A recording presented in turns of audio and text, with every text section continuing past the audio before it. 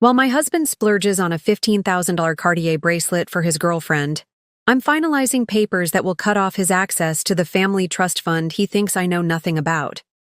As he plans their romantic getaway to the Maldives using our savings, I'm orchestrating the biggest wake-up call of his privileged life.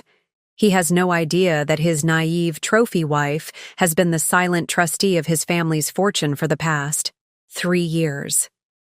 Before we jump back in, tell us where you're tuning in from, and if this story touches you, make sure you're subscribed, because tomorrow I've saved something extra special for you. My hand remains steady as I sign another document, a quiet smile playing at my lips. Through the window of my lawyer's corner office, I can see the luxury jewelry store where my husband, Marcus, is currently shopping for his mistress, Vanessa. The irony isn't lost on me. The same store where he bought my engagement ring 5 years ago. The same store that just texted me a receipt confirmation for a $15,000 purchase on our joint credit card. Mrs. Bennett, are you absolutely certain about the timing? Patricia, my lawyer, watches me with a mixture of admiration and concern. Her reading glasses catch the afternoon light as she organizes another stack of documents. We could wait until... I turn my phone toward her, showing Marcus's latest Instagram story. The timestamp reads 3 minutes ago. Life is about creating moments that take your breath away. Blessed are living my best life. The photo shows a champagne flute at the jewelry store's VIP lounge, his father's vintage Rolex visible in the frame, the one I helped restore for his 30th birthday last year. The timing, I say, signing another paper with flourish, is perfect. My phone buzzes with a text from Marcus. Working late tonight, sweetheart. Big client meeting. Don't wait up. Love you. I've saved every message like this from the past 4 months. Each one corresponds perfectly with a credit card charge at high-end restaurants, luxury hotels, or designer boutiques. The ones he doesn't know, I've traced. The ones that match exactly with Vanessa's suspiciously expensive Instagram posts, each tagged with subtle hints about her generous mystery man. What they don't know is that I've known for months. Every business dinner, every client emergency, every suspicious withdrawal from our joint savings account. I've documented it all. But unlike most betrayed wives, I didn't confront him. I didn't throw his designer clothes onto the front lawn or key his precious Porsche. Instead, I did what I do best. I followed the money. This one, Patricia points to a particular document, will initiate the trust fund audit once you sign. There's no going back after this. I think about this morning, how Marcus kissed my cheek before leaving for work, how he promised we'd plan that trip to the Maldives soon. Meanwhile, I'd already seen the Maldives reservations he'd made, not for us, but for him and Vanessa next month, paid for with our savings. Good, I say, my signature flowing across the paper. That's exactly what I want. My phone lights up with another notification, an Instagram story from Vanessa showing off a distinctive Cartier box, captioned, "When he knows exactly what you deserve." I screenshot it, noting the time and date. It matches perfectly with the purchase notification from our joint account, the one Marcus thinks I never check. The forensic team will begin their investigation Monday morning, Patricia explains, organizing the papers. Given what you've already uncovered about the trust fund manipulations, they'll find twice as much as we already know. I finish for her, pulling up a folder on my phone. Here's every transaction he's tried to hide through that fake investment. Company he set up. The one where Vanessa mysteriously became a financial advisor 2 months ago, despite her only experience being as a part-time yoga instructor. Patricia's eyes widen as she scrolls through the documents. This is incredibly thorough. I had a lot of free evenings, I say dryly. You know, with all his client meetings. As if on cue, my phone buzzes with a group chat notification. Our friends planning a weekend barbecue. Marcus responds immediately. Sorry everyone, have to skip. Flying to Chicago for business. I have to suppress a laugh. I know about that business trip too. I've seen the hotel reservation in the Maldives. First-class tickets for 2 charged to our joint credit card. Last one, Patricia says, sliding the final paper across the desk. This initiates the full trust fund investigation. Once you sign this, I don't hesitate. My signature flows across the paper, years of anger and betrayal channeled into each curve and line. Another notification pops up. Marcus going live on Instagram from what's supposed to be his client meeting, the jewelry store's distinctive decor visible in the background. Let them celebrate, I say, standing up and smoothing my dress, the one Marcus bought me last month out of guilt. By Monday morning, they'll have a very different story to share. Patricia gathers the papers, her expression both impressed and slightly unnerved. You know, in 12 years of handling trust fund disputes, I've never seen anyone quite as prepared. Strategic, I suggest, picking up my bag, or maybe just tired of being underestimated. As I walk out of the office, my phone buzzes one last time. Marcus sending his nightly check-in. Miss you, beautiful. Can't wait to come home to you. I smile, typing back. Sleep well, darling. Monday's going to be interesting. He'll think it's just another loving message from his unsuspecting wife. But then again, he always did underestimate me. That's about to become his most expensive mistake. Little does he know, while he's been playing his games, I've been playing a much longer one. 3 years ago, when his father had a health scare, I was the one who helped reorganize the family's estate planning. Marcus was too busy with his networking events to attend the meetings. He never bothered to read the updated trust documents, the ones that made me, his trophy wife, the primary trustee of the Bennett family fortune. Monday morning can't come soon enough. The morning after signing those initial papers, I dress with meticulous care. Hermes silk blouse, tailored Brunello Cucinelli suit, and the Van Cleef & Arpels necklace Marcus's mother gave me last Christmas. The mirror reflects exactly what Marcus expects to see: his perfectly polished wife, the former art history major he loves to introduce as his beautiful but financially clueless partner at family gatherings. If he only knew I spent 3 years managing acquisitions at Goldman Sachs before we met. Good morning, darling. I call out as he stumbles into our marble kitchen, clearly hungover from last night's client meeting. The coffee machine hums quietly, filling our $4 million Upper East Side apartment with the aroma of his favorite Brazilian roast.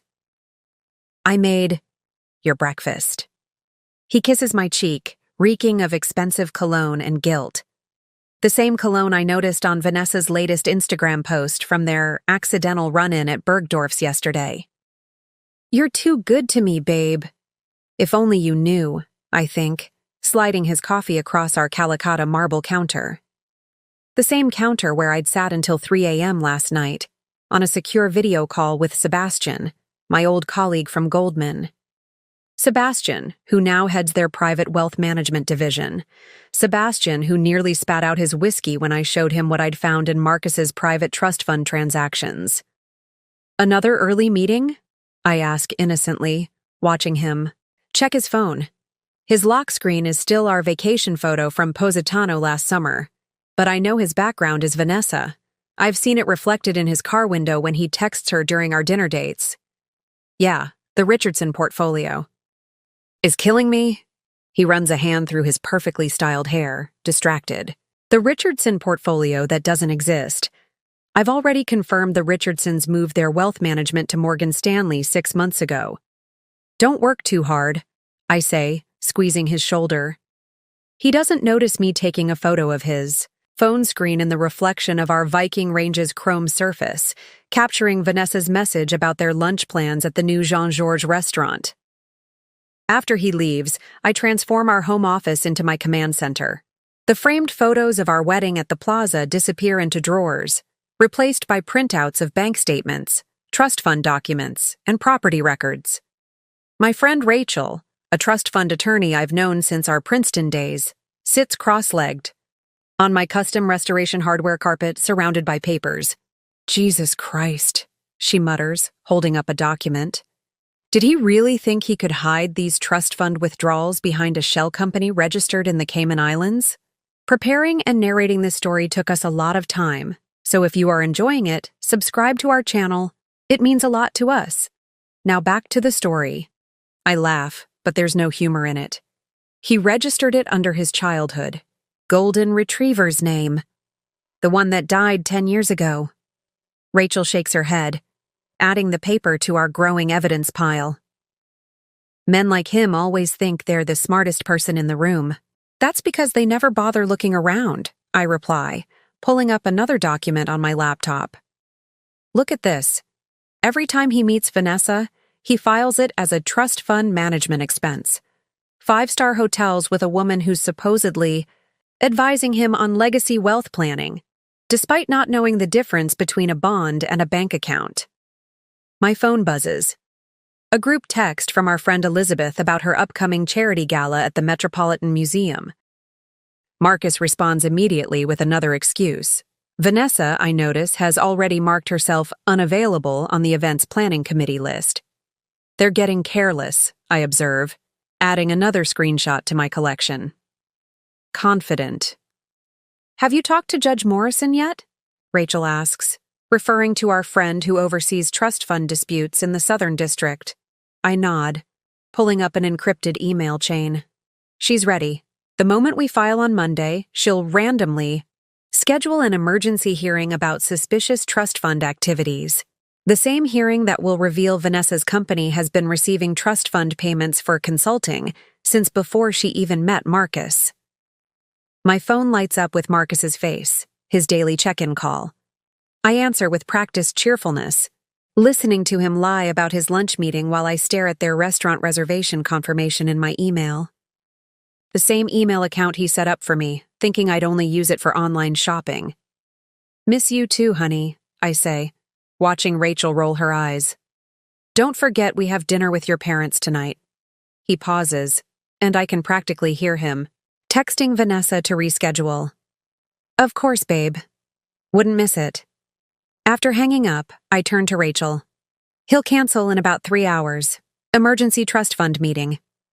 How can you be so sure? I pull up Vanessa's Instagram story from this morning. A cryptic post about a special sunset surprise at the new rooftop bar at the Mandarin Oriental. Because I know their routine better than they do, the rest of the day unfolds like a carefully choreographed ballet. I attend my regular board meetings at the Arts Foundations where I serve as a trustee, make appearances at my usual lunch spots, even get my nails done at the salon where Marcus's sister goes. Everything normal, everything routine. No one would suspect that in my Bottega Veneta briefcase, I'm carrying documents that will dismantle a decade of Marcus's careful deceptions. Right on schedule at 4:47 p.m., Marcus texts, Baby, I'm so sorry. Might have to rain-check dinner with my parents.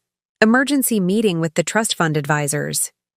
I respond with just the right amount of disappointment and understanding, watching through my phone's banking alerts as he makes a dinner reservation. At Marea, his and Vanessa's favorite spot for their business strategy sessions. The trust fund advisors haven't scheduled any meetings. I would know. I'm the one who approves their calendar. Look what just came in, Rachel says, holding up her phone. Vanessa's posted a photo of champagne glasses at sunset, the Mandarin. Oriental's distinctive Central Park view unmistakable in the background. Perfect, I say, adding the screenshot to our collection. That receipt will match beautifully with the emergency business dinner he's about to charge to the trust fund account. As evening falls, I sit in our meticulously decorated living room, surrounded by evidence of Marcus's double life and my own careful documentation. Every lie, every secret meeting, every hidden trust fund withdrawal, all of it meticulously cataloged and cross-referenced. My phone buzzes with another Instagram notification. Vanessa wearing a new Versace dress that costs more than her supposed monthly consulting fee, captioned with a single diamond emoji. I save it to the folder marked Monday and pour myself a glass of Chateau Lafite from the collection Marcus thinks only he has access to in our wine cellar. Let them have their romantic evening, I murmur, scanning through the latest trust fund reports Sebastian sent over. Let them think they're the clever ones, playing their little game of hide and seek with the naive wife. I've spent months building this facade of ignorance, and in less than 12 hours, I'll have the pleasure of watching it shatter along with everything else they thought they could take from me. The forensic accountants finished their preliminary review, Rachel calls from the office, her voice tight with disbelief. You're not going to believe what they found in the offshore accounts. I join her, my heels clicking against our Italian marble floors. On her laptop screen, a complex web of transactions unfolds. A masterpiece of financial deceit that would be almost impressive if it wasn't so staggeringly stupid. He's been transferring trust fund money through 3 different shell companies, Rachel explains, highlighting various transactions, all registered under variations of his dog's name, then funneling it through Vanessa's fake consulting firm and into private accounts in the Cayman Islands. I lean closer, a cold smile playing at my lips. Show me the dates of the first transfers, Rachel. Pulls up a timeline and my smile widens. Just as I thought. He started moving money the day after his father made me trustee. He never even bothered to check who had final approval power. My phone chimes with a message from Marcus's mother. Darling, are you and Marcus still coming for dinner? I've had Cook prepare his favorite soufflé. Poor Diana Bennett, still believing her son is the same responsible young man who followed his father's footsteps into wealth management. Wait until she discovers how her precious boy has been treating her family's 7-generation fortune. What? About the trust fund bylaws? Rachel asks, pulling up another document. The ones about moral conduct and financial responsibility? Article 7, Section 3, I quote from memory. Any trustee or beneficiary found to be engaging in actions that endanger or diminish the family's financial legacy can be immediately suspended from access pending full investigation. Rachel's eyes gleam. And with Vanessa's social media trail? Every post, every photo, every location check-in, I confirm, pulling up a carefully curated folder on my laptop. All matching perfectly with trust fund withdrawals and consulting payments. They've documented their own misconduct better than we ever could. My phone lights up with another check-in from Marcus. Just wrapped the emergency meeting, baby. Might be a late one, so much paperwork to review. I text back. Don't work too hard, darling. Make sure you eat something. Through the window, I can see the lights of the Mandarin Oriental, knowing they're up there right now, celebrating what they think is their perfect deception. Marcus, probably congratulating himself on how skillfully he's managed to hide his withdrawals from the trust fund. Vanessa, no doubt already planning how to spend more of the Bennett family money. Patricia just confirmed, Rachel says, checking her phone. Judge Morrison has cleared her morning calendar. The moment we file, she'll expedite the hearing. I nod, walking to our floor-to-ceiling windows. The New York skyline sparkles back at me, a constellation of lights that seems to mirror the intricate web of evidence we've woven. Lauren? Rachel's voice turned serious. Are you absolutely sure about the timing? We could wait until after his birthday party next week. His whole family will be there. I turn back to her, thinking of the invitation I'd helped Diana design. The lavish celebration planned at the plaza, where Marcus intends to announce his new role as primary manager of the family's investments. The same party where he and Vanessa plan to accidentally meet, beginning their public story with a meet-cute his mother would approve of. The timing, I say, picking up another stack of documents, is exactly right.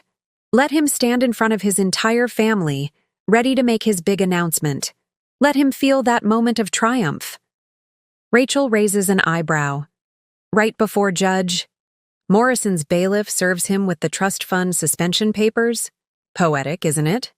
My phone buzzes again, a text from Vanessa to our charity committee group. So sorry to miss tomorrow's meeting, everyone. Last-minute client emergency. The same meeting where we're supposed to discuss the annual Bennett Family Foundation Gala. I add the screenshot to our evidence file, then pull up the trust fund's latest statement. The numbers that Marcus thinks only he understands glow on the screen.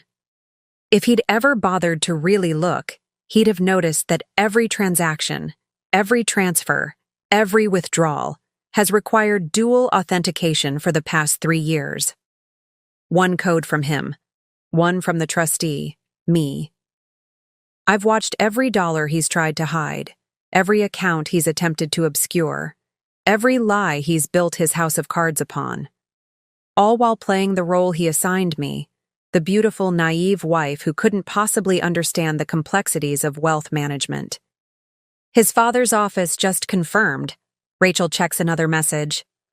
Board meeting scheduled for 9 a.m. Monday. Marcus is supposed to present the new family investment strategy. I smile, remembering the fabricated reports he's been working on, the fake projections he's created to hide his mismanagement of the trust. Perfect. That gives Judge Morrison's team plenty of time to arrive by 9:30. My phone lights up one final time for the night. Marcus, sending a photo of paperwork scattered across his office desk. Actually, the Mandarin Oriental's distinctive stationery visible in the corner. Still grinding, baby. Don't wait up. I text back a single heart emoji, then turn to Rachel. Shall we finish preparing his wake-up call? For the next few hours, we meticulously review every document, every piece of evidence, every single detail of what's about to unfold. By the time Rachel leaves, the sun is starting to rise over Manhattan, painting our living room in shades of gold that match the embossed letterhead of the Bennett Family Trust. I hear Marcus's key in the door around 6 a.m. He tries to be quiet, but his designer shoes still click against the marble floors. I'm already in the kitchen, perfectly dressed, makeup flawless, starting the coffee maker. "You're up early," he says, trying to hide his surprise, and the faint trace of Vanessa's signature Jo Malone perfume on his collar. "Thought you could use some breakfast after your late night," I smile, sliding him a cup of coffee. "Must have been some important trust fund business." "You know how it is," he waves vaguely, not meeting my eyes. "Sometimes these things can't wait." "Oh, darling," I think, watching him check his phone under the table, no doubt messaging Vanessa about their close call. "You have no idea how right you are. Just a few more hours until Monday morning, when they learn exactly what happens when you mistake silence for ignorance and underestimate the woman you thought you'd fooled. Monday morning dawns clear and crisp, the kind of autumn New York day that usually has tourists flooding Central Park. I wake up at precisely 6:30 a.m., though I've barely slept. Marcus's side of our fret-lined bed is empty. He'd left early, eager to prepare for his big presentation to the family board. If he only knew what else was being prepared for him. I dress with surgical precision, a Chanel suit in charcoal gray, his mother's favorite. Louboutin heels, a guilt gift from Marcus after a particularly expensive weekend with Vanessa, and his grandmother's pearls, a symbol of the family trust he's about to lose. Every detail matters today. Every piece tells a story. Morning beautiful. Marcus's voice is unusually chipper when he calls at 7:45 a.m. "Just wanted to check.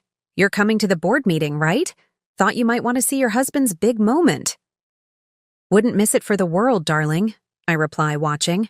Patricia sent confirmation that Judge Morrison has arrived at her chambers. "Someone should be there to witness everything you deserve," he chuckles, missing my tone completely. "That's my girl." "See you at 9. I end the call and pull up the security feed from the Bennett Group's offices. Amazing what being a trustee grants you access to. Marcus is already there, practicing his presentation in the boardroom mirror, adjusting his Hermes tie with nervous fingers. On another screen, I watch Vanessa enter her favorite coffee shop, no doubt planning to celebrate with Marcus after his triumph. "Everything's in position," Rachel texts. She's already at the courthouse with Patricia, waiting for the perfect moment. Judge Morrison is reviewing the final documents now. I check my watch. 8:15 a.m. Time to set the wheels in motion. My first stop is the Bennett Group's private bank, where I've been a familiar face since helping reorganize their family estate 3 years ago. Marcus never bothered to attend these meetings. Boring paperwork, he'd called it. His loss. Mrs. Bennet. Thomas, the private banking director, greets me warmly. Everything is prepared as requested. I smile, taking a seat in his plush office. And the timing? He slides a document across his mahogany desk. The moment you send the signal, every account Marcus has access to will be flagged for review. The trust fund auditors are standing by. Perfect. I sign where indicated, my Mont Blanc pen, another of Marcus's gilt gifts, flowing smoothly across the paper. And his private accounts? The ones he thought were hidden? Thomas allows himself a small smile. Already under surveillance. The moment the trust fund suspension hits, those freeze too. My phone buzzes. A message from Diana Bennet, Marcus's mother. Darling, I'm so proud of Marcus today, and so grateful to have you as part of our family. You've been such a blessing. If she only knew how much of a blessing I was about to saving her family's fortune from her own son's greed. 45M. I enter the Bennet Group's gleaming office tower, nodding to security guards who know me as the trustee's wife, not realizing I'm actually their superior. The elevator rides smoothly to the 50th floor, where the family's legacy has been managed for 3 generations. Marcus is waiting by the boardroom, practically bouncing with nervous energy. You made it! He kisses my cheek, and I catch a whiff of Vanessa's perfume still lingering on his collar. I've got such a good feeling about today. Oh, darling, I murmur, straightening his tie. You have no idea how memorable today is going to be. The boardroom fills quickly with family members and executives. Marcus's father, Richard Bennet, takes his place at the head of the table, looking every bit the family patriarch in his bespoke suit. If only his son had inherited his integrity along with his features.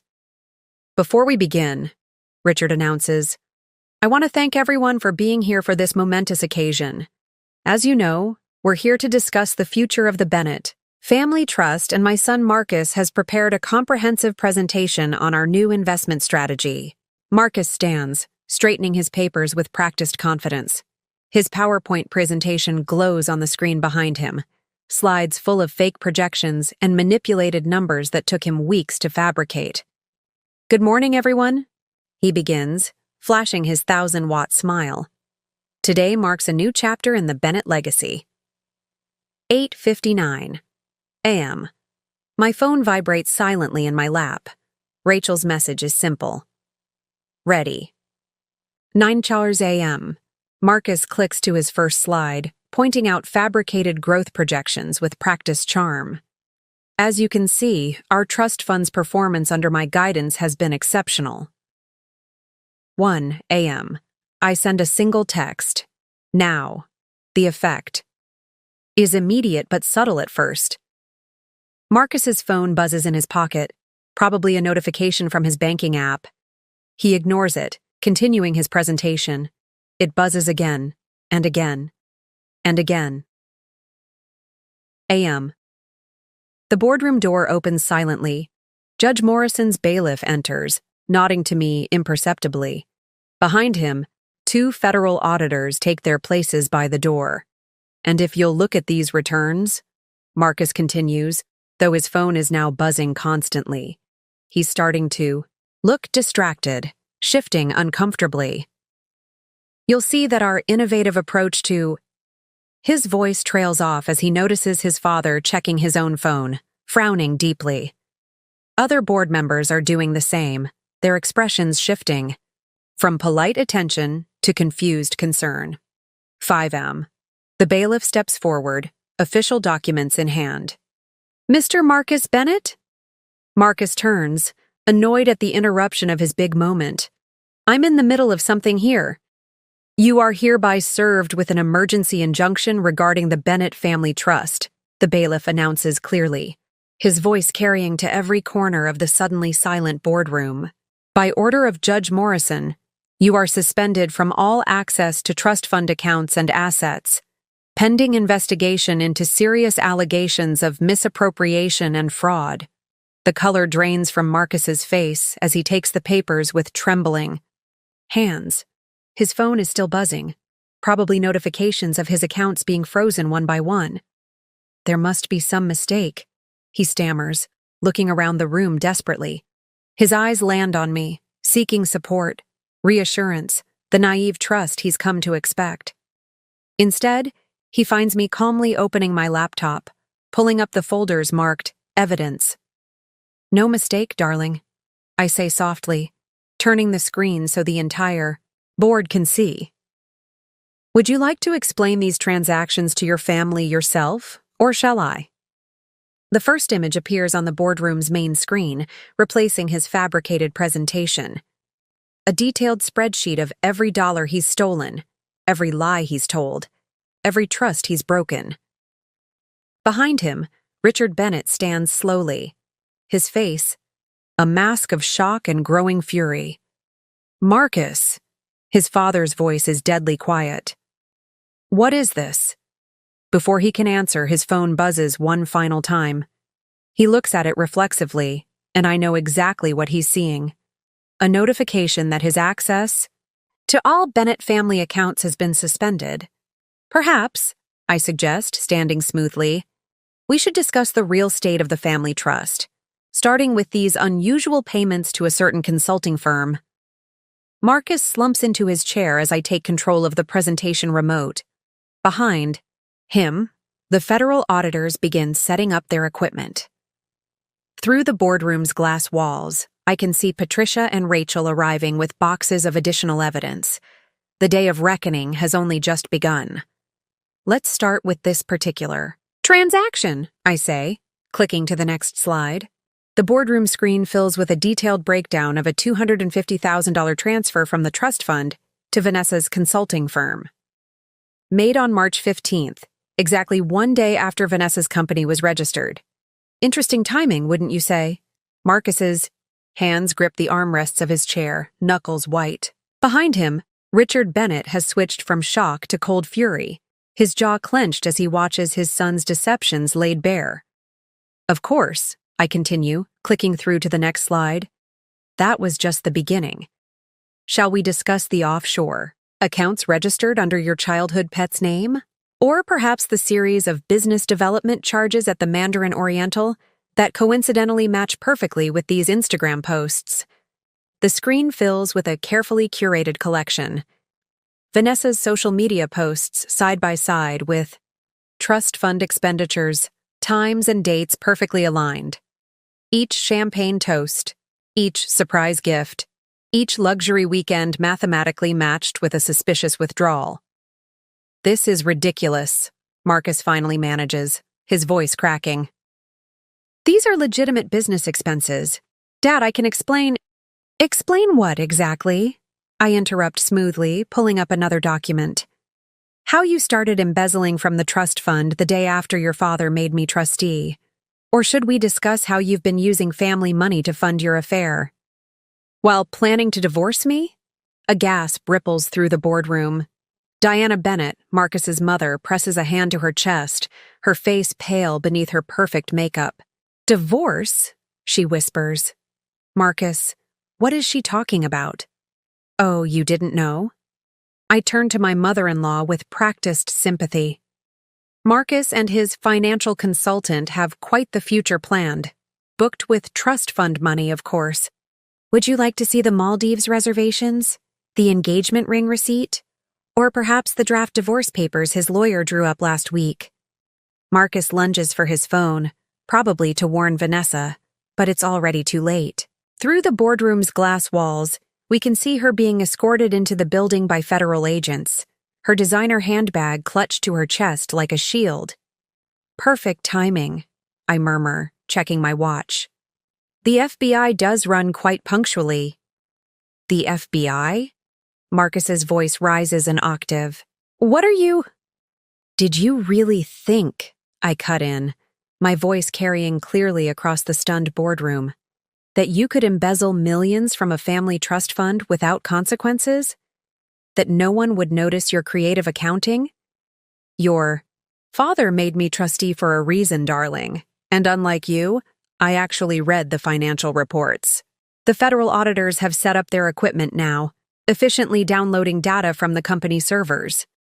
Patricia stands at the ready with another stack of documents, the complete forensic accounting of every dollar Marcus has stolen. Mrs.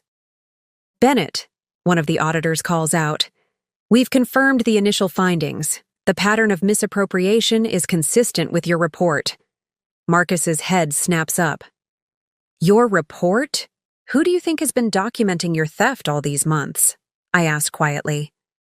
"Who do you think has been tracking every lie, every secret meeting, every hidden transaction? The wife you thought was too naive to understand finance? The trophy you believed would never question your business meetings?" His phone buzzes again. Probably Vanessa being brought to the conference room for questioning. Through the glass, I can see her mascara-streaked face as she realizes the magnitude of their situation. "I can fix this." Marcus stands abruptly, desperation creeping into his voice. "Dad, just let me explain. We can handle this internally. Sit down." Richard Bennett's voice could freeze hell itself. "You've done quite enough." "Actually, I interject, pulling up another document. "We're just getting started. Would anyone like to see the trust fund's true performance reports? The ones Marcus has been hiding while presenting his creative fiction?" The next hour unfolds like a perfectly choreographed dance. With each new revelation, each piece of evidence, each damning document, Marcus shrinks further into his chair. His carefully constructed world of lies crumbles slide by slide, dollar by dollar. "The Cayman Islands accounts have been frozen," Rachel announces from the doorway. "And Judge Morrison has approved the emergency audit of all personal assets." Marcus's head snaps up. "Personal assets? You can't—" Article 7, Section 3 of the Trust Fund Bylaws, I quote smoothly. "Any trustee or beneficiary found to be engaging in actions that endanger or diminish the family's financial legacy can be immediately suspended from access to all related assets pending full investigation. Your father insisted I memorize every clause when he made me trustee. Shame you never bothered to read them yourself." A commotion outside draws everyone's attention. Vanessa is being led to a separate room, her face a mask of panic as she realizes the serious nature of her situation. Through the glass, I watch her reach for her phone, probably to call the lawyer she thinks can save her. "Don't bother." I call out loud enough for her to hear through the glass. "Your lawyer dropped you 20 minutes ago. Apparently, he has some concerns about being associated with trust fund fraud." Marcus stands again, this time moving toward the door, but the federal agents shift smoothly to block his path. "This is insane. You can't just—" "Can't what?" I ask, my voice deadly quiet. "Protect the family's legacy from your greed? Prevent you from stealing more of your parents' trust fund? Or perhaps you're upset that I won't let you drain the accounts to fund your new life with Vanessa?" I click to the next slide, and Marcus actually flinches. It's a photo from last week. Him and Vanessa at Tiffany's, shopping for engagement rings. The trust fund withdrawal for the purchase still pending in the system. "Engagement rings?" "Diana." Bennett's voice is barely a whisper. "While you're still married to Lauren?" "Speaking of marriage," I continue, pulling up another document. "Marcus, darling, why don't you explain to everyone why you've been meeting with divorce attorneys? Or should I share the prenup dissolution papers you had drafted? The boardroom is deadly silent now, every eye fixed on Marcus as he realizes just how completely his plans have imploded. His father stands slowly, every inch the powerful patriarch whose legacy his son has betrayed. "Get him out of my sight," Richard orders, his voice trembling with rage, "and call the family lawyers, all of them." As security begins to escort Marcus from the boardroom, his phone buzzes one final time. I know exactly what notification he's receiving. His access to the Bennett family offices has been revoked, his keycard deactivated, his credentials suspended. "One more thing," I call out, just as he reaches the door. "You might want to pack a bag when you get home. The penthouse belongs to the trust fund, and as of 9 minutes ago, you're no longer a permitted resident. Marcus turns, his face a mask of disbelief. Where am I supposed to go? I smile, remembering all the nights I lay awake while he was with Vanessa, planning this very moment. Perhaps you could stay at the Mandarin Oriental? Oh wait, your credit? Cards have all been frozen. Well, I'm sure Vanessa would offer her sofa, but I glance meaningfully at the federal agents leading her to questioning. She might be a bit preoccupied. As Marcus is led away, Diana Bennett approaches me, tears in her eyes. Lauren, I'm so sorry. We had no idea he was— It's not your fault. I squeeze her hand gently. You raised a good son. He just made very, very bad choices. Rachel appears at my side with another update. Judge Morrison wants to see you. And the forensic accountants have found 3 more offshore accounts. I nod, gathering my things as the federal agents continue their work. Through the glass walls, I can see Marcus being escorted to the lobby, his world collapsing around him. His phone is probably exploding with notifications. Frozen accounts, canceled cards, suspended memberships, revoked access. Mrs. Bennett, one of the federal agents, approaches. We'll need a statement about the trust fund discrepancies. Of course, I reply, smoothing my skirt as I stand. I believe I have everything you need right here. I pat my briefcase, filled with months of careful documentation, weeks of meticulous planning, and years of quiet observation.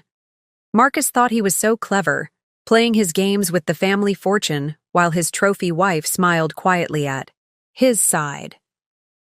He never realized that sometimes the quietest person in the room is the one you should fear the most. The next few hours unfold like a perfectly orchestrated symphony of consequences. From my temporary office in the Bennett Group's executive suite, Marcus's former office, ironically, I watch the dominoes continue to fall through multiple screens and live feeds. His attempt to access the Cayman accounts was just denied, Rachel reports, monitoring the financial alerts. He tried using his backup passwords, the ones he thought nobody knew about. I smile, remembering how easy it was to find those passwords scribbled in his private notebook, the one he kept in his secret safe behind our bedroom's Monet painting. How many attempts? 7 so far, each one triggering another alert to the financial authorities. My phone buzzes with a notification from our home security system. Marcus has arrived at the penthouse, probably hoping to grab some essentials before the locks are changed. Through the camera feed, I watch him frantically shoving designer suits into his luggage. The same suits I helped him select, each one paid for with trust fund money he'll soon have to account for. Should we tell him about the asset freeze? Rachel asks, watching the feed over my shoulder. Let him figure it out, I reply, turning my attention to another screen showing the federal investigators interviewing Vanessa. Her confident facade has crumbled completely now, mascara streaking down her face as she realizes the full implications of her role in Marcus's scheme. Mrs. Bennett. Patricia enters with a fresh stack of documents. The family's private bank. Just called. They've completed the initial audit of Marcus's personal accounts. I raise an eyebrow. And? He's been skimming from more than just the trust fund. They found irregular transfers from his grandmother's medical care account, his sister's children's education fund, even the family's charitable foundation.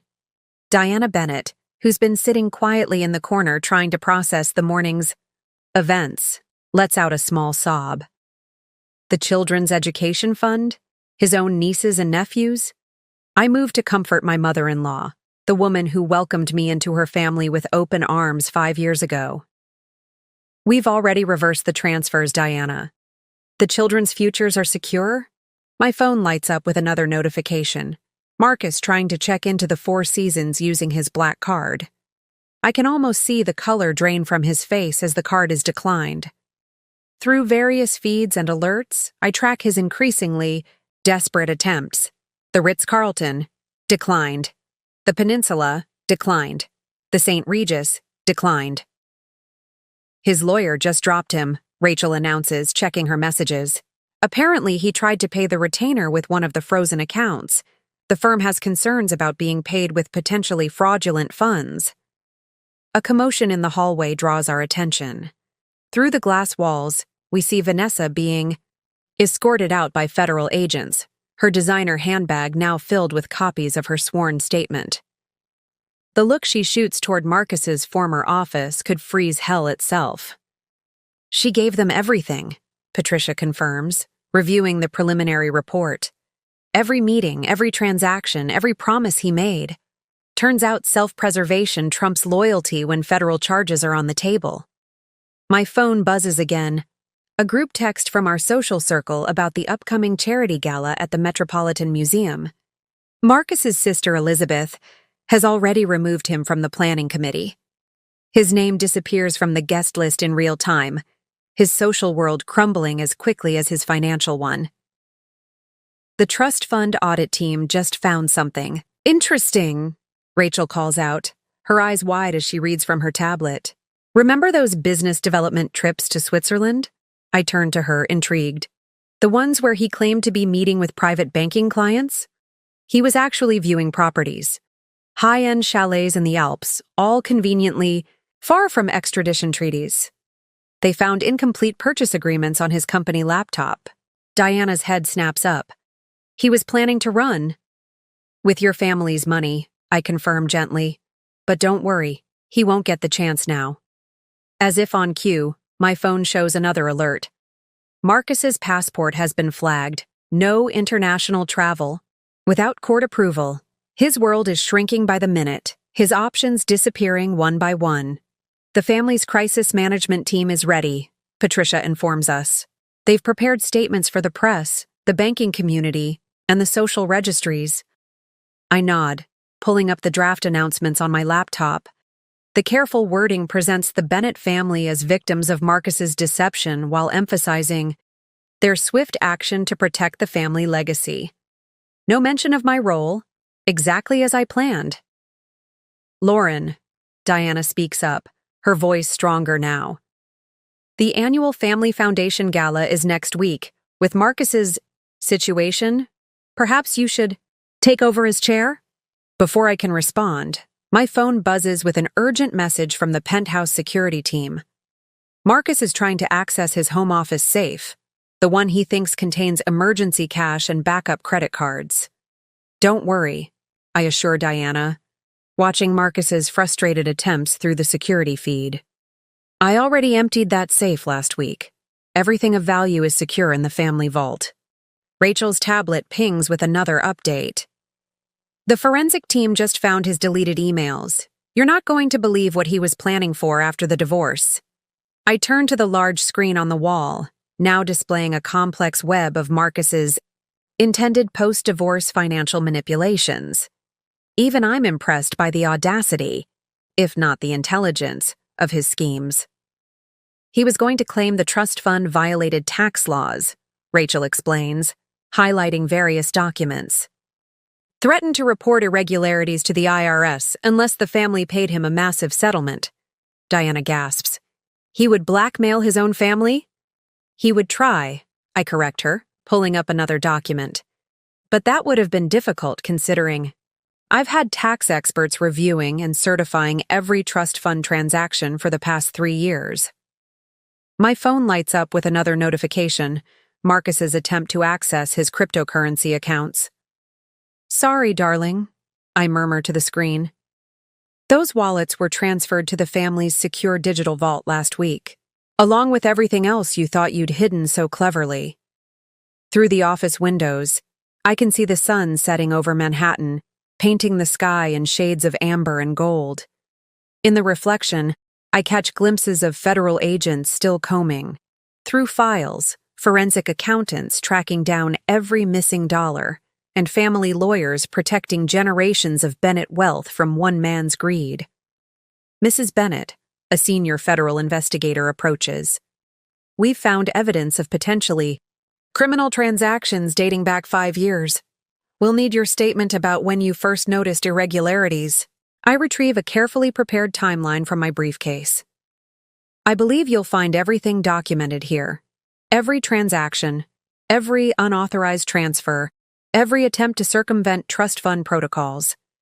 As the investigators continue their work, I receive one final notification for the day. Marcus, having been denied access to every luxury hotel in Manhattan, has checked into a modest airport motel, paid for with borrowed cash, since his accounts remain frozen. Should we tell him about tomorrow? Rachel asks, referring to the emergency family council meeting where Marcus will be formally removed from all Bennett family enterprises. I shake my head, watching his location dot on my phone's map, so far from the privileged world he's always known. Let him sleep tonight thinking he can still fix this. Tomorrow's revelations deserve a fresh audience. Diana stands, gathering her composure along with her Hermes bag. Lauren, we can never thank you enough for protecting the family's legacy, for stopping him before he destroyed everything your family spent generations building. I finished gently. Diana, when you welcomed me into your family, you made me a Bennett. I protect what's mine. As the office slowly empties, I remain at my desk, surrounded by evidence of Marcus's betrayal and my own careful preparation. On one screen, I watch him pacing in his motel room, probably trying to figure out how his perfect plan imploded so spectacularly. On another, I see Vanessa checking into a flight to her parents' home in Ohio, her dreams of becoming Mrs. Bennett evaporating like morning mist. My phone buzzes one last time. Marcus, trying to salvage something from the wreckage of his life. Baby, please, we need to talk. I can explain everything. I smile, thinking of all the nights I lay awake, listening to his lies about working late while I quietly built the case that would bring him down. No need to explain, darling, I text back. The federal investigators have all the explanations they need. Then I turn off my phone, gather my things, and prepare to head home to the penthouse that now belongs solely to me. Tomorrow will bring more revelations, more consequences, more dismantling of Marcus's carefully constructed house of cards. But tonight, I'll sleep soundly in our king-sized bed, alone but victorious, while my husband learns what happens when you mistake quiet patience for weakness and underestimate the woman who held the real power all along. Tuesday morning brings the kind of headlines you can't buy with PR spin. Bennett heir, suspended from family trust amid fraud allegations. Scandal rocks Manhattan elite, trust fund manipulation scheme exposed. Society sweetheart's secret victory, how a trophy wife saved a family fortune. I read them all from the comfort of my home office in the penthouse, sipping the rare Japanese tea Marcus always claimed was too refined for my palate. The irony of enjoying his precious collection while watching his world burn isn't lost on me. The private banking community is in an uproar, Rachel announces, entering with a fresh stack of financial papers. 3 other prominent families have already requested audits of their own trust funds. Apparently, Marcus's scheme has everyone questioning their own financial managers. His mother's on her way up, Patricia adds, checking her phone. The doorman just called. I nod, setting down my teacup. Diana Bennett has always been the family's emotional compass, and I know this meeting won't be easy for her. Lauren. Diana sweeps in, still elegant despite her obvious distress. Have you seen the latest? They're calling it the trust fund takedown of the decade. I guide her to the sitting area, noting how her eyes linger on the empty spaces where Marcus's photos once hung. The media will move on to the next scandal soon enough. What matters is protecting the family legacy. The forensic accountants found something else, she says quietly, pulling out a folder. Something worse. I take the documents, though I already know what they'll show. Marcus hadn't just been stealing from the trust fund. He'd been systematically looting his own family's personal accounts, his sister's children's college funds, his grandmother's medical care reserves, even his parents' retirement accounts. We knew he was troubled, but this, Diana's voice breaks, his own family. Everything will be restored, I assure her, pulling up the recovery plan I'd prepared months ago. Every account has been reconciled. Every stolen dollar traced and returned. My phone buzzes with an update from the federal investigation team. They've found Marcus's secret storage unit in Brooklyn. Inside, boxes of falsified documents detail years of financial manipulation, all the evidence they need for criminal charges. Mrs. Bennett, my assistant calls from the doorway. Mr. Marcus is in the lobby demanding to be let up. He's not taking no for an answer. I pull up the security feed on my laptop. Marcus, disheveled and desperate, arguing with the doorman. His Tom Ford suit, the one he wore to so many client meetings with Vanessa, is wrinkled from a night in the airport motel. Should I call security? The assistant asks. No need, I reply, pressing a button on my phone. The police are already on their way. Anonymous tip about a person of interest in a federal fraud investigation causing a disturbance. Diana flinches. At my words but doesn't object. Even a mother's love has its limits. The Trust Fund Council is meeting in an hour, Rachel reminds me, checking her calendar. They'll want your statement about assuming emergency control. I nod, gathering my materials. In the background, my screens show multiple scenes unfolding simultaneously.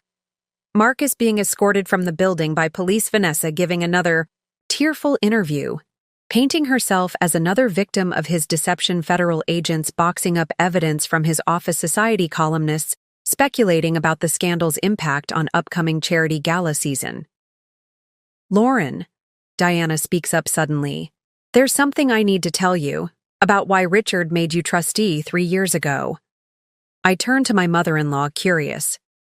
This is one piece of the puzzle I never fully understood. We knew, she says simply, about Marcus's tendencies. The impulsive spending, the risky investments, the constant need for more. Richard saw it happening at the company, watched him taking bigger and bigger risks with other people's money.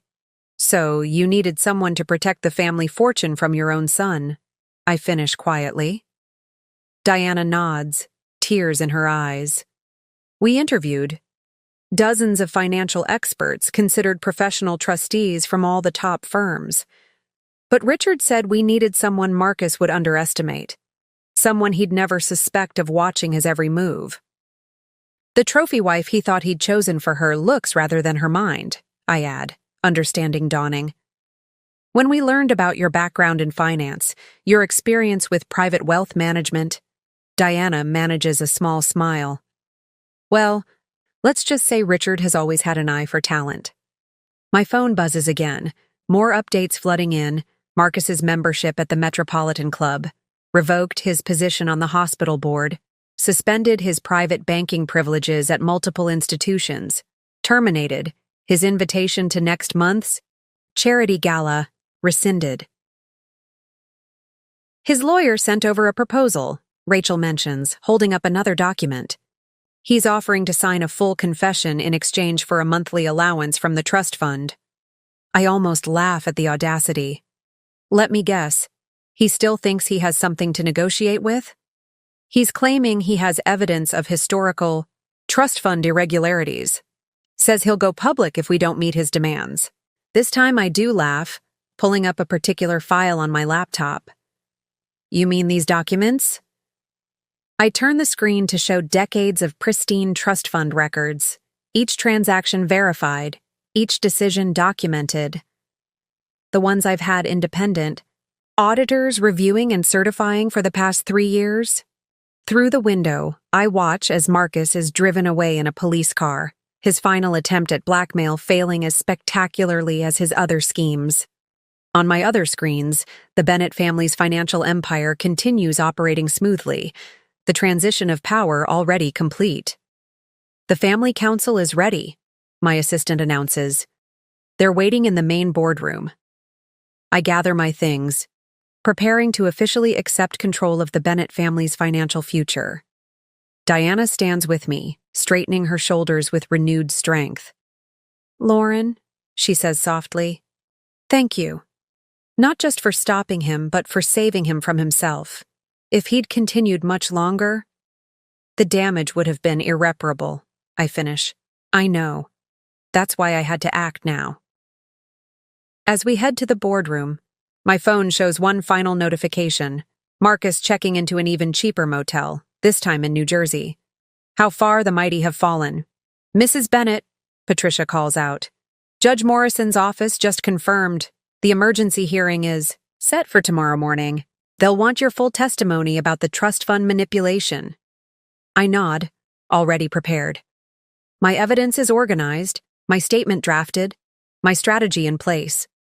Tomorrow, Marcus will learn the full extent of his mistakes, not just the financial theft, but the fatal error of underestimating the woman he married. One last thing, Rachel adds. The family's PR team wants to know how to handle the press. They're calling you everything from financial avenger to trust fund guardian. Tell them no comments, I reply, stepping into the elevator. The numbers speak for themselves. As we ascend to the boardroom, I think about the day Marcus first brought me home to meet his family. How he introduced me as his beautiful art history graduate, emphasizing my looks while dismissing my mind. How he never bothered to read the trust fund documents, never questioned why his father chose his new daughter-in-law as trustee. His last text message still sits unanswered on my phone. Please, baby. Just tell me what you want. I'll do anything. Too late, Marcus. Too late by exactly 5 years, 2 months, and 17 days. The time it took me to document every lie, trace every theft, and prepare for this moment of perfect justice.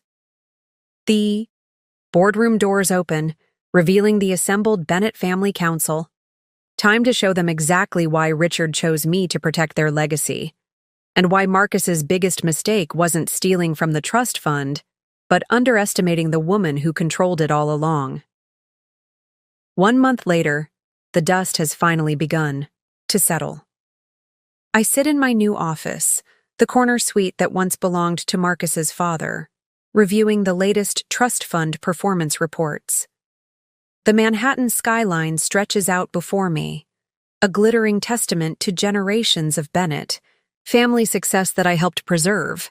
The Wall Street Journal piece just went live, Rachel announces, entering with her tablet. Today's headline, Bennett Trust Fund Revival, How Strategic Oversight Saved a Family Fortune. Any mention of Marcus? I ask, though I already know the answer. Only as a cautionary tale. They're calling it the ultimate case study in trust fund governance. Your quotes about financial responsibility are featured prominently. I smile, remembering the interview I'd given last week. I'd been careful to focus on the importance of proper oversight rather than personal drama. The Bennetts, after all, still had a reputation to maintain. My phone lights up with a notification from the federal prosecutor's office. Marcus's plea deal has been finalized. In exchange for a reduced sentence, he's agreed to provide evidence against larger financial fraud schemes he'd become entangled with. His new accommodations are quite a step down from the Four Seasons, Rachel observes dryly, showing me the detention center's location. Though I hear the jumpsuit orange brings out his eyes.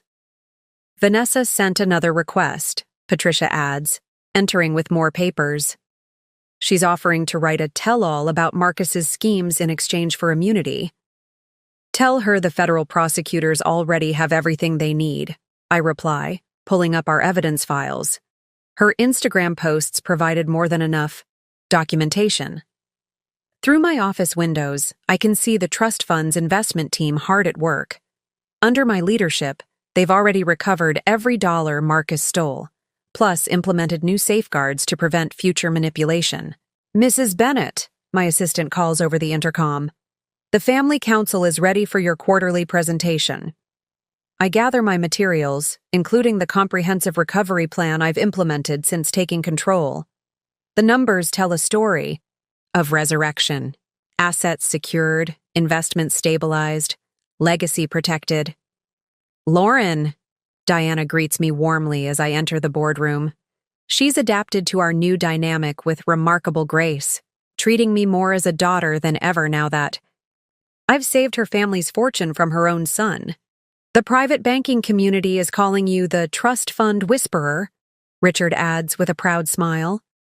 He's fully recovered from his heart surgery, thanks partly to the stress reduction of knowing his family's wealth is in capable hands. Speaking of community reactions, Rachel interjects, checking her messages. Marcus's old social circle has been quite active. The Metropolitan Club just voted to remove his name from the membership rolls permanently. I take my place at the head of the boardroom table, the same spot where Marcus once practiced his fraudulent presentations. The symmetry isn't lost on me. Before we begin, I address the assembled council. I want to share some updates about our enhanced security measures. My presentation outlines the new system of checks and balances I've implemented, multiple layers of oversight, regular audits, transparent reporting. Everything Marcus tried to circumvent, now strengthened beyond manipulation. The forensic team found something interesting in Marcus's old files, Patricia mentions during a break. Love letters to Vanessa, written on trust fund letterhead. He was planning to propose at the family's holiday gala. How romantic, I comment. Dryly. Nothing says true love like embezzled diamonds. My phone buzzes with another update, Marcus's lawyer making one last desperate attempt at negotiation. He's offering to reveal the location of more hidden accounts in exchange for a reduced restitution payment. Tell him not to bother, I instruct Patricia. We've already found everything, including the Bitcoin wallet he thought was untraceable. The afternoon brings a steady stream of developments. Marcus's remaining club memberships, canceled, his social media accounts, suspended his personal credit rating, destroyed his reputation in financial circles, irreparable. His sister Elizabeth called, Rachel informs me. She's ready to sign over her children's trust fund oversight to you as well. Says she can't think of anyone better to protect their future. I accept the responsibility with a nod. The Bennett children's futures will be secure, a stark contrast to their uncle's current situation. The media wants to know if you'll attend next month's charity gala, my assistant mentions. You're being honored for your work in financial oversight and trust fund governance. Confirm the attendance, I decide. But keep the focus on financial responsibility, not personal drama. As evening approaches, I review one final set of documents, the complete record of Marcus's downfall. Trust fund manipulation. Documented personal account theft, proven federal charges, filed family reputation, preserved justice, served. My phone shows one last notification for the day. Marcus's final attempt to access his old trust fund accounts from the detention center's computer lab. Even now, he hasn't quite accepted his new reality. Should we tell him about the foundation? Rachel asks, referring to the new Bennett Family Financial Literacy Initiative I've established. It's rather ironic, using recovered funds from his theft to educate others about trust fund responsibility. Let him read about it in the Financial Times, I reply, closing my laptop. I hear they deliver to federal detention centers. Diana appears in my doorway, her eyes bright with unshed tears. Lauren, we just got Marcus's letter. He's finally apologizing, says he understands now what he lost. Too late, I observe quietly. By exactly 5 years, 3 months, and 22 days. We stand together at my office window, watching the sun set over Manhattan. Somewhere in a federal detention facility, Marcus sits in a cell, probably wondering how his perfect life unraveled so completely. Somewhere in Ohio, Vanessa works at her parents' yoga studio, her dreams of society life shattered like the trust she helped betray. And here I stand, in the office that once represented everything Marcus thought he deserved, protecting the legacy he tried to steal. My phone buzzes with an incoming email, another financial publication requesting an interview about trust fund governance. They're calling you the new face of financial stewardship, Diana mentions, reading over my shoulder. The woman who modernized trust fund oversight? I smile, thinking of all the nights Marcus spent explaining basic finance to his simple wife, never realizing he was lecturing a financial expert about his own impending downfall. The family lawyers want to know if you'll consider writing a book, Rachel adds, about protecting generational wealth from internal threats. Perhaps, I muse, gathering my things for the day. I certainly have enough material. As I prepare to leave, my security feed shows Marcus's last possessions being removed from the penthouse. His beloved wine collection, his designer wardrobe, his carefully curated art pieces, all being liquidated to repay his debt to the trust fund. One last thing, Patricia calls out. The federal prosecutors want to know if you'll testify at his sentencing hearing next month. I consider this, remembering every lie, every betrayal, every moment he underestimated me. No need, I decide. The evidence speaks for itself. Stepping into my private elevator, I think about the day Marcus first brought me home to meet his family. How he showcased me like a prize, never bothering to look deeper than the surface. How he dismissed my interest in the family business as cute. My phone holds his final message, sent through his lawyer this morning. I finally understand what you were protecting, what I threw away. I'm sorry. Too late, Marcus. You never realized that the real power wasn't in the trust fund itself, but in the trust you betrayed. And now you have the rest of your sentence to contemplate the true cost of underestimating the woman who held your future in her hands all along. 6 months after Marcus's sentencing, I stand at the podium of the Manhattan Financial Forum, addressing a room full of the city's most prominent trust fund managers and financial advisors. The irony isn't lost on me, speaking about financial security to the same people who once dismissed me as nothing more than a trophy wife. The greatest threat to generational wealth, I tell them, my voice carrying clearly through the grand ballroom of the plaza, isn't external. It's the complacency that comes from believing your position is untouchable. The audience hangs on every word. After all, the Bennett Trust Fund case has become required reading at top business schools. Mrs. Bennett, one of the senior partners from Goldman Sachs, approaches after my speech. Your insights on trust fund? Governance are revolutionary. Would you consider joining our board of advisors? I smile, remembering how Marcus used to explain basic investment concepts to me at parties like this. I'll have my office send over my credentials. Rachel appears at my elbow with updates from the morning's developments. 3 more family offices, requesting our oversight protocols. 2 interview requests from financial publications.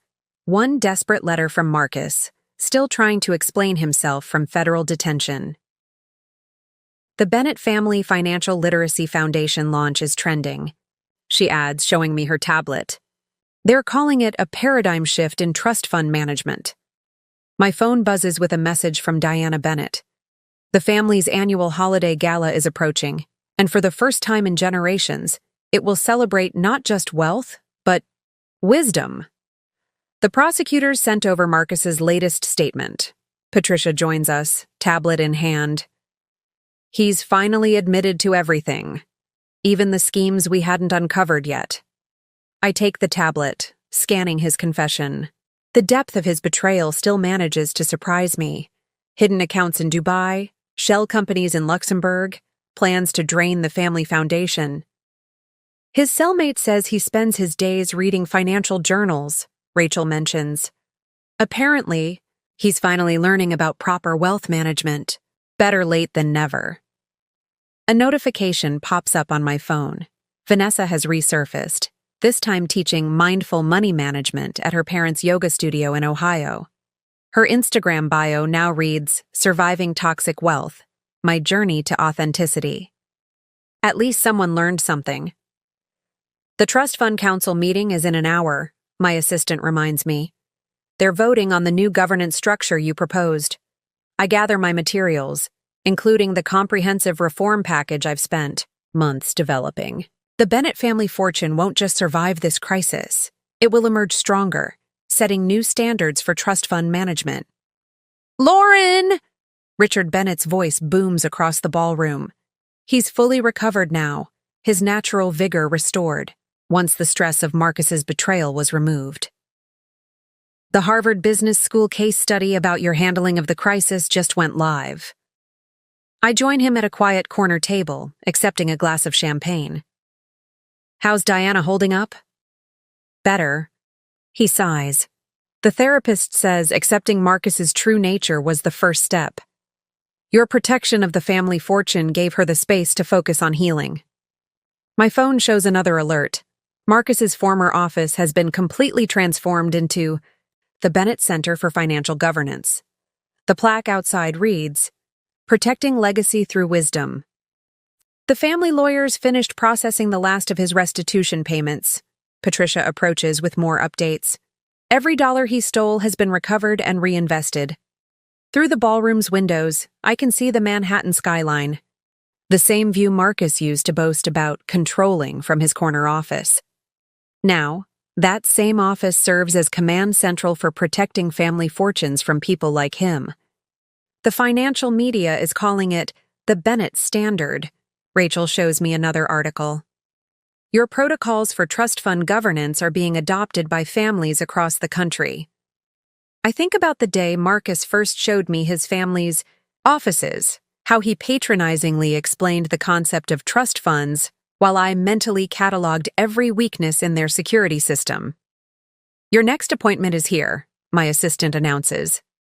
The Rothschild family's representatives want to discuss implementing your oversight systems. As I prepare for the meeting, my security feed shows one last image of Marcus's former life being dismantled, his prized art collection being auctioned to repay his debt to the trust. The same collection he used to lecture me about, never. Realizing I'd majored in both art history and finance. Judge Morrison called, Patricia adds. She's recommending your case as required reading for financial court judges. Says it's the most comprehensive trust fund protection strategy she's ever seen. My phone buzzes with a notification from the Federal Detention Center. Marcus has requested permission to enroll in online financial management courses. Trying to understand where I went wrong, his note reads. Should we tell him about the Foundation's new educational program? Rachel asks. The one teaching trust fund beneficiaries how to detect and prevent internal fraud? Let him figure it out, I reply, straightening my Chanel jacket. He always said he learned best through experience. Diana joins us, elegant as ever in her role as family matriarch. The Holiday Gala Committee has a suggestion. They want to honor you as guardian of legacy. I shake my head, remembering all the galas where Marcus paraded me around like an accessory. No honors. The secured fortune speaks for itself. Through my phone, I watch various scenes unfold across the city.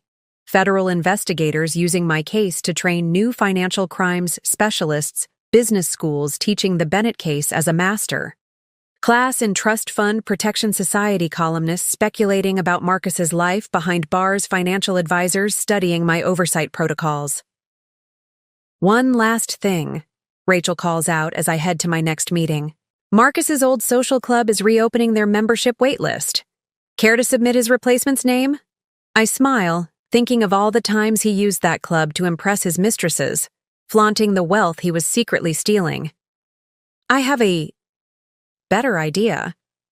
Let's turn it into another foundation office, something about financial literacy for future generations. The afternoon sun streams through the plaza's windows, catching the diamond on my left hand. Not my engagement ring from Marcus, but my grandmother's ring, a symbol of true family legacy. On my desk, the latest trust fund reports show growth that would have been impossible under Marcus's manipulation. Mrs. Bennett, my assistant interrupts gently. The Wall Street Journal is here for your interview about transforming trust fund governance. I gather my thoughts, remembering every step of this journey. The quiet wife who watched and waited, the financial expert who documented every lie, the trustee who protected generations of wealth, the woman who refused to be underestimated. My phone shows. One final notification for the day. Marcus's lawyer making a last desperate pitch for leniency. He's a changed man, the message pleads. He understands now what he lost. Too late, I think, heading to the interview. Some lessons come at a price no trust fund can cover. As I take my seat across from the journalist, I catch my reflection in the window. No longer the trophy wife Marcus thought he married, but the guardian of legacy he never knew he needed. The reporter's first question makes me smile. "Mrs. Bennett, how does it feel to have revolutionized trust fund protection?" "It feels," I reply, thinking of Marcus in his cell, finally learning the true meaning of trust. "Exactly like justice." 1 year to the day after Marcus's downfall, I stand in my office at Bennett Tower, watching the sun rise over Manhattan.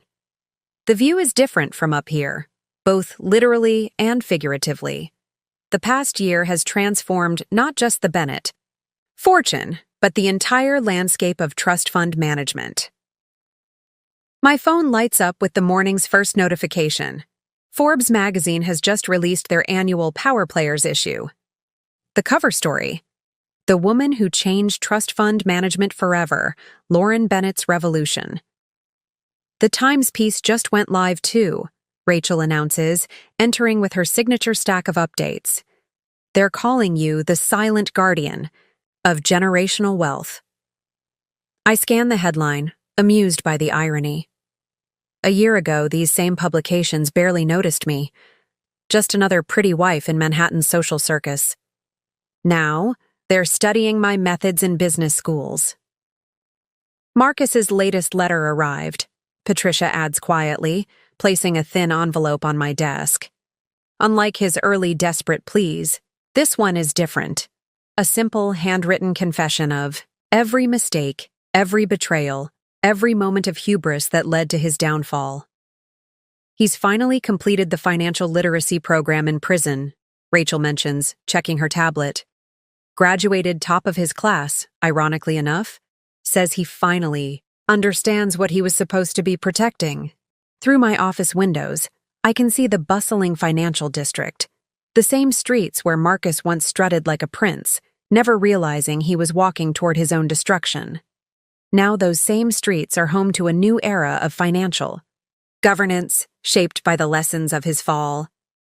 The Bennett Family Foundation's annual report is ready for review, my assistant announces. The new financial literacy programs have reached over 10,000 trust fund beneficiaries this year. I take the report, pleased to see the impact of our work. What Marcus tried to destroy has become a beacon of financial wisdom, helping other families protect their legacies from similar threats. Diana's on her way up, Patricia informs me. The Family Council approved your proposal for the new trust fund governance structure. When my mother-in-law enters, she carries herself with renewed strength. The past year has changed her too, from a woman blindsided by her son's betrayal to a fierce advocate for financial accountability. "Lauren," she begins, emotion thick in her voice. "The family wants you to know what you've built from this tragedy. It's beyond anything we could have imagined." My phone buzzes with updates that underscore her words. 3 more financial institutions adopting the Bennett Protocols, 2 international banking conferences requesting keynote speeches, 1 prestigious Financial Security Award nomination. Vanessa sent another interview request, Rachel mentions. She's writing a book about financial infidelity, wants your perspective. I decline with a simple email. Some stories don't need more telling. They need understanding. The trust fund's performance reports are in, Patricia adds, pulling up the latest figures. Growth is up 40% since you took control. Every dollar Marcus stole has been recovered and multiplied. Through my security feeds, I can see multiple scenes playing out. Business school students studying the Bennett case, financial advisors implementing my protection protocols, trust fund managers reviewing their security measures, future generations learning from Marcus's mistakes.